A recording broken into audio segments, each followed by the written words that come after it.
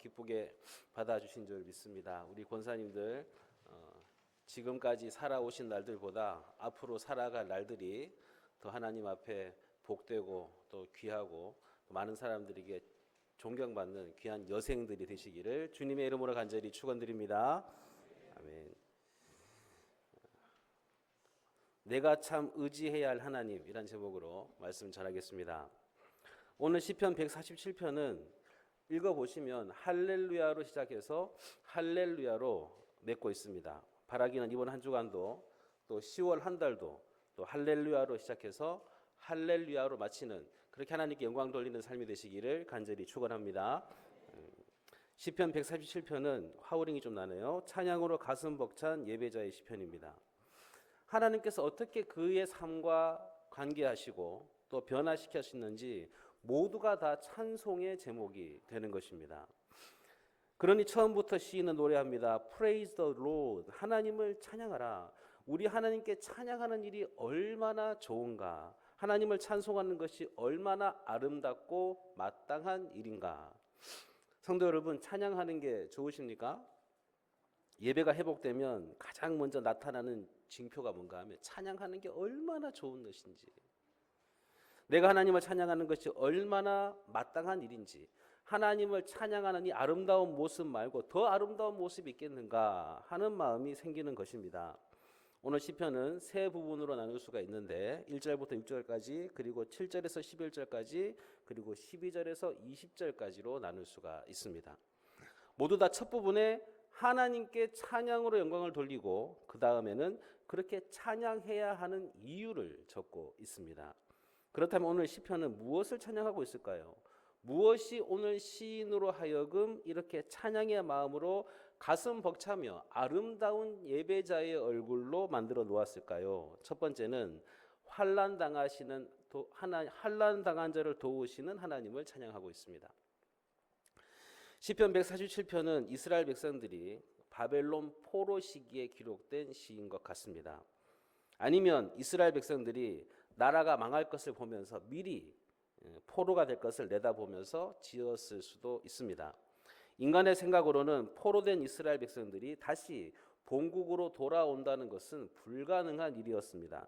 하지만 시인은 이것이 하나님께는 전혀 어려운 일이 아니라는 것을 노래하고 있습니다. 우리가 붙들고 있는 하나님의 말씀은 불가능한 데서 새로운 것을 만들어내시는 크신 능력을 가지고 있는 말씀입니다. 겨울이 되면 모든 자연은 죽어버린 것만 같습니다. 나뭇가지도 앙상하고 시냇물은 얼어 있습니다. 그런데 봄 기운이 돌기 시작하면서 세상은 전혀 딴 세상으로 변하는 것을 볼 수가 있습니다. 하나님은 자연에 대해서 매우 성실하신 분이십니다. 하나님께서는 온 우주 만물을 창조하시고 그냥 내버려 두시는 것 같지만 때가 되면 봄이 오게 하시고 비를 때마다 내리게 해주셔서 모든 식물들을 다시 살아나게 하시는 것을 볼 수가 있습니다. 마찬가지로 하나님의 교회에도 이런 일이 일어납니다. 하나님께서는 때때로 교회가 교만하여져서 하나님 말씀을 붙들지 않고 세상적인 것을 붙들 때 마치 황폐한 겨울처럼 내버려 두십니다. 그래서 생명의 역사도 나타나지 않고 새가족도 더 이상 찾아오지 않고 성령의 역사도 없으며 메마른 황무지 같은 그런 상태가 계속되게 됩니다. 그러다가 하나님의 백성들이 진심으로 회개하고 애통하며 하나님의 은혜를 구하며 말씀을 다시 붙들 때 하나님의 그 성령의 기름 부으심의 역사가 다시 나타나게 되는 것입니다. 그런데 이런 일이 세상에서는 일어나지 않습니다. 하지만 하나님의 백성들에게는 언제든지 이런 놀라운 폭발적인 부흥의 역사가 일어날 수가 있게 되는 것입니다. 하나님의 백성들이 다시 하나님 앞에 겸손하게 무릎 꿇고 철저하게 하나님의 은혜를 구하면 하나님께서 다시 부흥의 은혜를 주시는 것입니다. 그러면 교회에 다시 사랑이 넘쳐나기 시작하고 능력이 불같이 일어나는 것을 볼 수가 있습니다. 오늘 1절을 보겠습니다. 할렐루야, 우리 하나님을 찬양하는 일이 선하며 찬송하는 일이 아름답고 마땅하도다. 하나님을 찬송하는 일이 아름답고 마땅하도다. 이것은 교회와의 관계에서 그렇다는 뜻입니다. 즉 하나님께서는 그분의 백성들이 세상을 더 사랑하고 하나님의 말씀이 귀한 줄 모를 때에는 이것을 깨닫게 하시기 위해서 은혜를 거두어 가십니다. 그러면 하나님의 백성들은 하나님의 말씀이 떠나서는 절대로 만족할 수가 없는 사람들입니다. 말씀이 사라지면 그 영혼이 파리하게 병들어갈 수밖에 없는 것입니다. 하지만 이것은 원래 하나님께서 기뻐하시는 뜻이 아닙니다. 주의 백성들이 회개하고 일심으로 다시 하나님께로 돌아오기만 하면 하나님은 얼마든지 은혜로운 하나님이신 것을 우리가 만날 수가 있습니다. 그래서 모든 교회는 언제든지 성령의 샘물이 터질 수 있는 곳입니다. 단지 아직 정신을 차리지 못하고 있기 때문에 은혜의 샘물이 막혀 있는 것뿐입니다. 영적으로 온 세상이 메말라 있을 때에는 하나님의 백성들끼리 더 잘 모여야 합니다. 그리고 그들이 함께 성경을 공부하고 기도하는 일을 시작해야 합니다. 우리식으로 하면 사랑방 모임을 열심히 하는 것입니다. 그러면 놀랍게도 그 모임에 성령의 감동이 임하게 되고 기쁨의 샘이 터지기 시작합니다. 그러면서 성령의 강한 능력을 체험할 수가 있습니다. 결국 그 불길이 다른 사랑방에도 불기 시작하고 다른 교회에게도 불기 시작하면서 부흥이 일어나게 되는 것입니다. 그때 사람들은 하나님께서 자신들을 불쌍히 여기시고 다시 은혜로 찾아오신 것에 대해서 감격과 감사의 눈물을 흘리게 되는 것입니다. 18세기 영국의 부흥을 이끌었던 조지 휘필드는 칼빈주의 부흥사였습니다. 원래는 감리교였지만 그의 신앙이 장로교와 같은 선택과 예정 교리를 받아들였기 때문에 그 사람은 칼빈주의 장로교에 가까운 부흥사였습니다.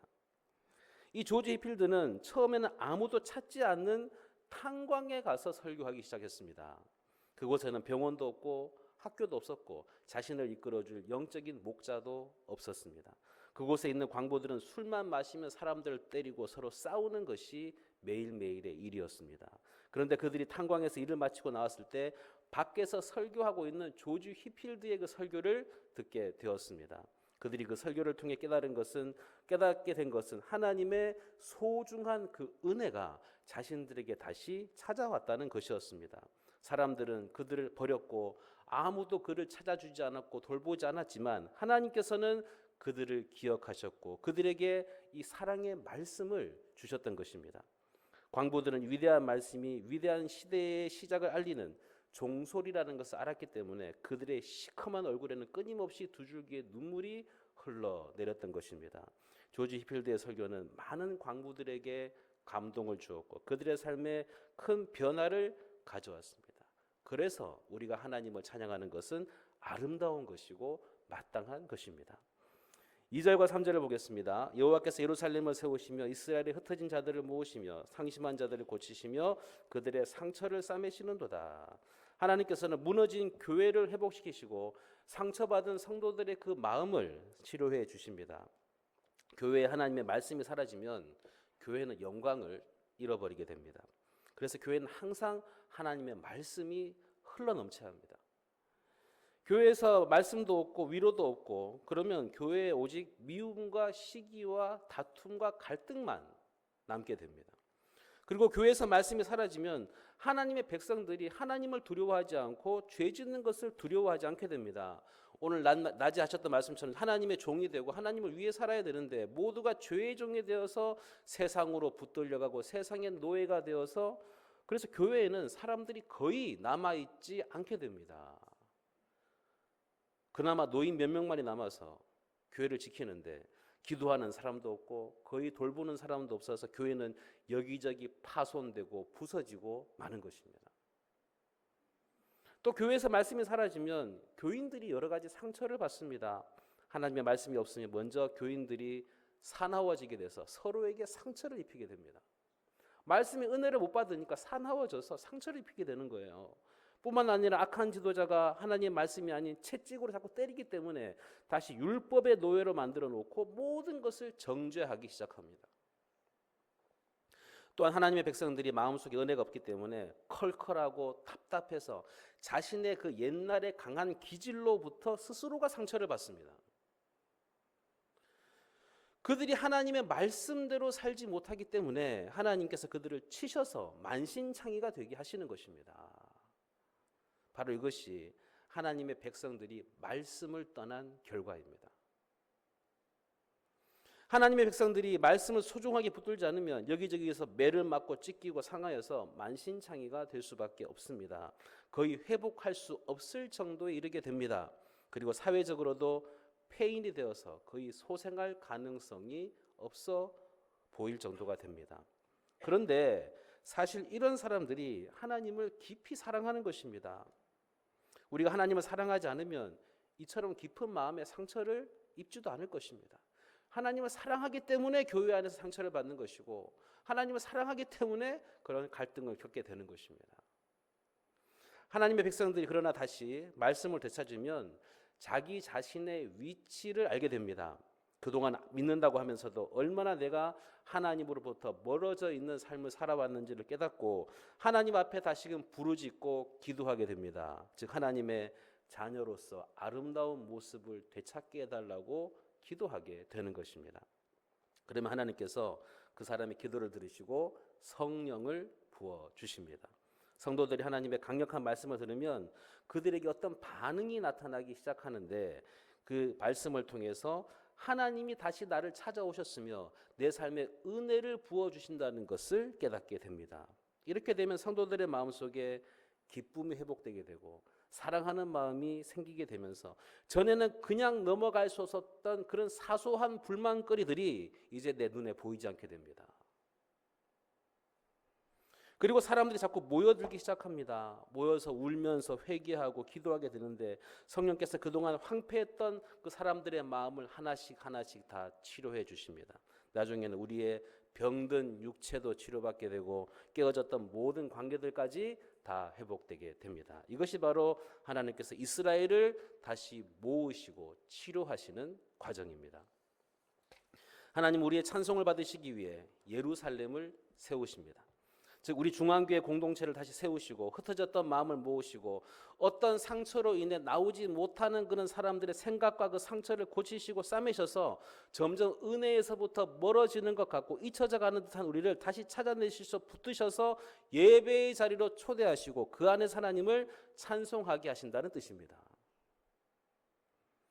하나님께서 오늘도 우리의 이름을 부르시고 우리가 상처받는 곳, 또 이해하지 못하는 부분을 만지시고 하나님의 지혜와 그 능력으로 채우시며 또 고치시고 품어주시고 사랑해 주십니다. 그러니 어찌 이 하나님을 우리가 찬양하지 않을 수가 있겠습니까? 이렇게 하나님 우리가 상상할 수 없을 정도로 놀랍게 회복시켜 주시는 분이십니다. 4절을 보겠습니다. 그가 별들의 수요를 세시고 그것들을 다 이름대로 부르시는도다. 하나님은 별들의 숫자를 다 알고 계시고 그 별들의 이름을 다 알고 계십니다. 우리가 살고 있는 지구는 태양이라고 부르는 별의 주위를 돌고 있는 작은 행성에 불과합니다. 태양은 지구보다 130만 배나 더 큽니다. 하지만 우주에는 태양보다 100만 배나 더 밝은 별들이 많이 있습니다. 은하계에는 약 1000억 개의 별들이 있고 은하계의 길이는 10만 광년에 이르는데 1광년이 대략 10조 킬로미터니까 이것이 10만 광년입니다. 태양은 1초에 250만 킬로미터를 움직이며 은하계에 있는 궤도를 한 바퀴 도는데 2억 년이 소요됩니다. 그런데 이런 은하계가 2억 개가 있습니다. 이런 배경 지식을 가지고 다시 한번 말씀을 귀를 기울여 보십시오. 4절 말씀 하나님께서 모든 별들의 수요를 계수하고 계신다고 하십니다. 뿐만 아니라 모든 별들을 다 그 이름대로 부른다고 말씀하십니다. 무한한 별들을 세시고 별들의 이름까지 일일이 다 아신 하나님이시라면 상처받은 그분의 사랑하는 자녀들의 그 마음을 더욱 세세히 다 아시지 않겠습니까? 흩어진 자들을 모으시고 만지시며 치유하시지 않겠습니까? 이런 하나님의 은혜가 얼마나 따뜻합니까? 얼마나 선하고 아름답습니까? 하나님을 찬양함이 마땅하고 마땅하지 않겠습니까? 하지만 여기에서 말씀하시는 치유와 회복이 모든 생명체에게 주어지는 것은 아닙니다. 이것은 오직 하나님의 백성들에게만 주시는 특별 은총입니다. 하나님께서는 낮은 자를 높이시고 교만한 악인을 낮추시는 분이십니다. 악인들은 이 은총을 입지 못하고 오히려 엎드러뜨림을 당하게 될 것입니다. 5절과 6절을 보겠습니다. 우리 주는 위대하시며 능력이 많으시며 그의 지혜가 무궁하시도다. 여호와께서 겸손한 자들은 붙드시고 악인들은 땅에 엎드러뜨리시는도다. 우리가 보기에는 이 세상이 하나님을 믿지 않는 교만한 자들이 다 차지하고 있는 것 같습니다. 그리고 예수 믿는 사람들은 도저히 신앙 양심을 가지고는 이 세상에서 살아남지 못할 것만 같습니다. 그런데 하나님께서는 하나님을 믿는 겸손한 자들이 절대로 이 세상에서 밀려나지 않도록 지켜주십니다. 어떻게 지켜주실까요? 하나님의 광대하신 그 능력으로 우리를 지켜주시고 절대로 망하지 않게 하십니다. 하나님의 지혜는 인간의 머리로는 상상할 수가 없습니다. 모든 것이 인간의 뜻대로 틀림없이 될 것만 같아도 끝에 가서 틀어지면서 반드시 하나님의 지혜대로 되는 것을 볼 수가 있는 것입니다. 연약하고 비천한 이스라엘을 악한 적들에게서부터 지켜주시고 적들은 엎드러지게 하신 우리의 참된 구원자이신 하나님을 늘 찬양하는 복된 성도들이 되시기를 간절히 소원합니다. 두 번째는 우리에게 비를 준비하신 하나님을 찬양해야 합니다. 우리가 생각하기에는 보잘것없는 것들에 대해서도 하나님은 세세한 관심을 갖고 계십니다. 8절을 보겠습니다. 그가 구름으로 하늘을 덮으시며 땅을 위하여 비를 준비하시며 산에 풀이 자라게 하시며. 우리가 생각할 때 비는 사람이 경작하는 밭과 논에만 오면 될 것 같습니다. 그런데 비는 산에도 오고 사막에도 오고 심지어 바다에도 비는 내립니다. 우리가 생각할 때 사마귀는 아무것도 살지 않기 때문에 비가 내릴 필요가 없을 것 같습니다. 그러나 사막에도 하나님의 많은 식구들이 살고 있다는 것을 우리는 알아야 합니다. 정갈이라든지 방울뱀이라든지 독거미라든지 진해 같은 생물들이 사막에서 살고 있습니다. 우리가 보기에는 정갈이나 방울뱀 같은 아무런 쓸데없는 것 같지만 하나님께는 그렇지가 않습니다. 하나님은 그들에게도 비가 필요하고 햇빛이 필요하다는 것을 알고 계십니다. 하나님은 바다에도 비를 내리십니다. 그 안에도 바다는 물이 많은데 왜 바다에까지 비를 내리게 하실까요? 바다에 비가 오지 않으면 염도가 높아져서 물고기들이 제대로 살아갈 수가 없습니다. 이렇게 우리는 잘 모르지만 이 지상에 있는 수많은 생물들이 하나님이 주시는 공급해 주시는 비로 말미암아 살아가고 있습니다. 그래서 하나님께서 구름으로 비를 준비하신다는 것은 우리가 보기에는 너무너무 보잘것없는 생물들을 위해서도 하나님은 비를 준비해 주신다는 뜻입니다. 그 모든 것들이 하나님 앞에서는 소중하기 때문입니다. 이 세상에 파리가 존재할 필요가 있을까요? 그런데 하나님은 파리를 사용하셔서 애굽의 바로를 공격하는 군대로 사용하신 것을 보게 됩니다. 이가 무슨 소용이 있을까요? 하지만 하나님 그 이를 들어서 애굽의 바로를 공격하는 군대로 사용하셨습니다. 그러니까 하나님 앞에서 쓸모없고 무익한 생물은 단 하나도 없다는 사실입니다. 9절에 보겠습니다. 들짐승과 우는 까마귀 새끼에게 먹을 것을 주시는도다. 들짐승들이 이 세상에 살아갈 가치가 있을까요? 하이에나 같은 동물에게 먹이를 줄 필요가 있습니까? 하지만 하나님은 하이에나에게도 먹을 것을 주시는 분이십니다. 들깨에게도 늑대에게도 이리에게도 하나님은 먹을 것을 주시는 분이십니다. 특히 까마귀 같은 새는 아무도 좋아하지 않는 새입니다. 그런데 하나님은 까마귀 새끼에게도 먹을 것을 주십니다. 그래서 까마귀가 엘리야에게 찾아가서 먹을 것을 전하면서 은혜를 갚은 것입니다. 엘리야 선지자님, 하나님 우리를 먹여주시기 때문에 우리도 선지자님을 돕겠습니다. 은혜를 갚겠습니다. 그렇게 말한 거예요. 까마귀보다 자기 새끼를 극진히 돌보는 새도 없다고 합니다. 까마귀는 자신의 먹이와 새끼의 먹이를 쉬지 않고 찾아서 날아다니는 그런 어미 까마귀처럼 그렇게 하나님은 우리를 돌보신다는 사실입니다. 그러니 어찌 하나님을 찬양하지 않을 수가 있겠습니까? 새 그림을 한번 보여주시죠. 저게 다 새예요. 엄청나게 많습니다. 전라북도 군산에 있는 금강하구뚝의 가창 오리떼의 군무라고 합니다. 이렇게나 새가 많습니다. 그런데 성도 여러분, 이 세상의 그 어떤 재벌도 모든 새들에게 한 끼 식사조차 제공할 수 없습니다. 빌 게이츠도 일론 머스크도 이 수많은 새들에게 단 한 끼의 식사도 제공할 수가 없습니다. 하지만 하나님께서는 이 새들뿐만이 아니라 모든 생명체를 먹이시는 분이십니다. 어미 잃은 까마귀 새끼가 하나님께 부르짖어 먹을 양식을 구하고 들짐승과 우는 까마귀 새끼가 하나님께 배고프다고 졸라댈 때 하나님께서 먹이신다는 말씀이 우리에게 얼마나 위로가 되고 힘이 되는 말씀인지 모릅니다. 하물며 하나님의 자녀인 성도들은 이것들보다 얼마나 더 귀하고 소중합니까? 그래서 예수님께서는 먹을 것을 염려하는 제자들에게 누가복음 12장 24절에서 이렇게 말씀하십니다. 까마귀를 생각하라. 심지도 아니하고 거두지도 아니하며 골방도 없고 창고도 없으되 하나님이 기르시나니 너희는 새보다 얼마나 더 귀하냐. 까마귀를 먹이신 하나님, 이름 없는 수많은 새들을 먹이시는 하나님께서 그분의 자녀인 그 성도들의 필요를 채워주시지 않겠습니까? 이것이 성도가 무엇을 먹을까 입을까 마실까를 염려하지 말아야 하는 이유입니다. 하나님 오늘도 들짐승 같고 우는 까마귀 같은 우리를 먹이시는 분이십니다. 들짐승의 주인은 하나님밖에 없습니다. 아무도 들짐승을 돌봐줄 수가 없습니다. 마찬가지로 우리도 세상에 살아갈 때 세상 사람들에게 소망을 두지 말고 하나님께만 소망을 두며 살아가며 하나님의 사랑과 긍휼만 바라보며 나아가는 하나님의 자녀들이 되시기를 간절히 바랍니다. 그런 사람은 하나님은 11절에 보니까 기뻐하신다고 말씀하십니다. 10절과 11절을 보겠습니다.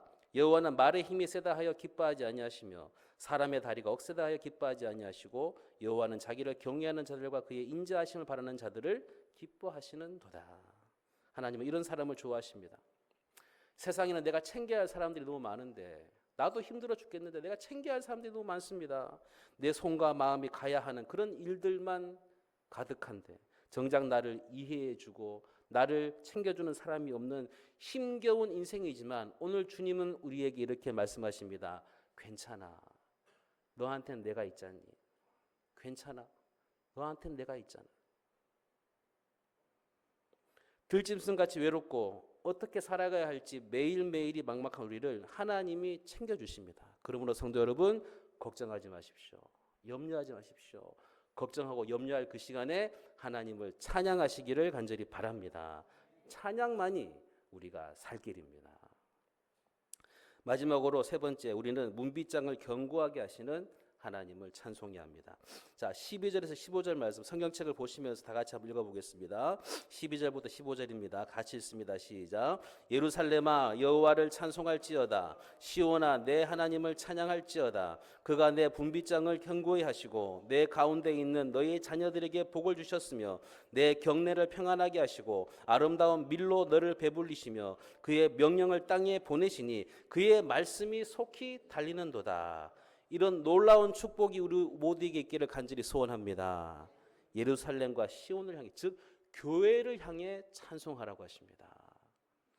주신 복은 새어나갈 틈이 없고 자녀들이 은혜 가운데 잘 자라나며 또 가정이 평안하고 좋은 음식으로 배부르게 하시는 축복입니다. 하나님을 찬양하는 자에게 이런 축복이 있기를 간절히 바랍니다. 이런 감사의 제목이 10월 한 달도 우리 모두에게 찬양의 제목이 될 수 있기를 예수님의 이름으로 간절히 축원합니다. 함께 찬양하겠습니다. 함께 우리 예배 시작할 때 하셨던 찬양 비준비하신 오늘 말씀을 찬양으로 만든 건데요. 함께 우리 가사를 생각하며 찬양하며 주님 앞으로 나아가겠습니다.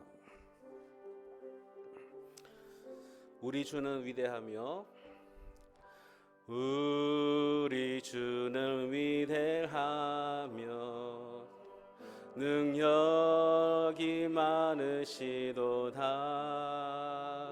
그의 지혜 무궁하며 인자는 영원하. 아멘. 상한 자를 고치시며 상한 자를 고치시며 상처를 싸매시도다. 별들의 수를 세시며 이름을 붙이셨도다.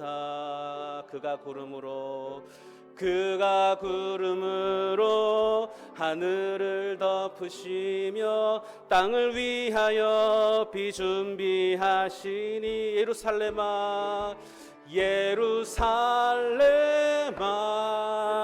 여호와를 찬송할지어다. 내 하나님을 감사함으로 그 앞에 나가며 주 임재 앞에 경배. 다시 한번 처음부터 고백하십시다. 우리 주는 위대하며 우리 주는 위대하며 능력이 많으시도다. 그의 지혜 무궁하며 인자는 영원하도다. 상한 자를 고치시며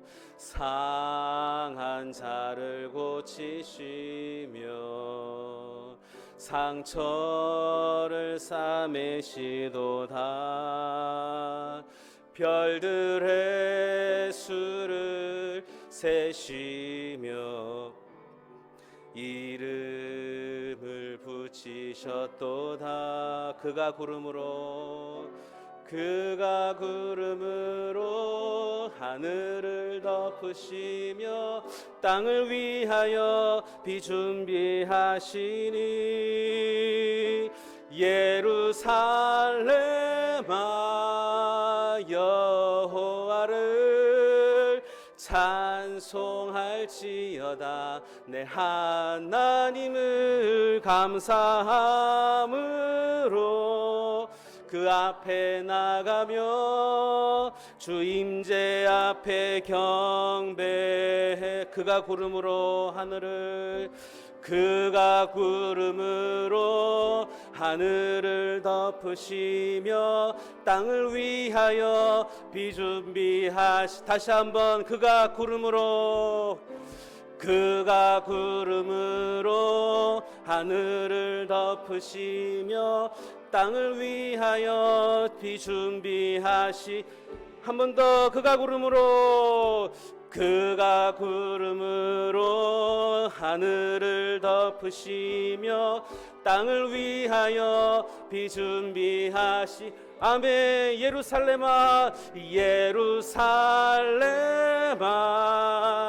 여호와를 찬송할지어다. 내 하나님을 감사함으로 그 앞에 나가며 주 임재 앞에. 우리 한 번 더 예루살렘아 여호와를 주님 택한 백성의 이 거룩한 찬송을 받아 주시옵소서. 감사함으로 그 앞에 나가며 주 임재 앞에 경배.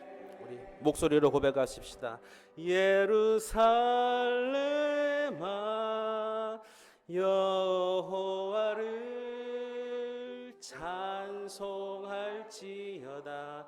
내 하나님을 감사함으로 그 앞에 나가며 주 임재 앞에 경배해.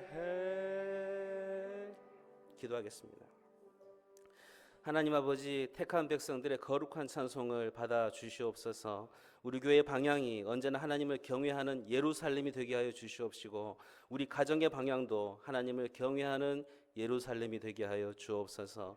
전 세계에 70억이 넘는 사람들이 있는데 그 중에 우리를 택하시고 우리의 이름을 불러주시며 하나님의 자녀로 삼아 주심에 감사와 찬송을 올려드립니다. 이런 모를 들풀도 자라게 하시고 외면당하는 까마귀 새끼에게 먹을 것을 주신 하나님께서 우리의 인생도 지금까지 자라게 하셨으며 필요한 것들을 공급해 주셨음을 감사하며 찬송 올려드립니다. 하나님을 찬양하는 일에 우리의 마음이 인색하거나 입술이 마르지 않게 하여 주시옵소서. 온 우주 만물뿐만 아니라 지극히 작은 내 인생에게도 은혜의 능력의 손길을 거두지 않으시는 하나님을 일평생 경외하고 그 하나님만을 인자하심을 갈망하는 복된 삶을 살게 하여 주옵소서. 하나님 아버지, 이제 10월이 시작됩니다. 우리 성도들 10월 달에 여러 곳으로 다니실 텐데 늘 안전을 지켜주시고 어디 있든지 무엇을 하든지 늘 주님과 동행하며 주님을 경외하는 예루살렘의 삶을 살게 하여 주옵소서. 모든 것 감사함을 아뢰며 예수님의 이름으로 기도합니다. 아멘.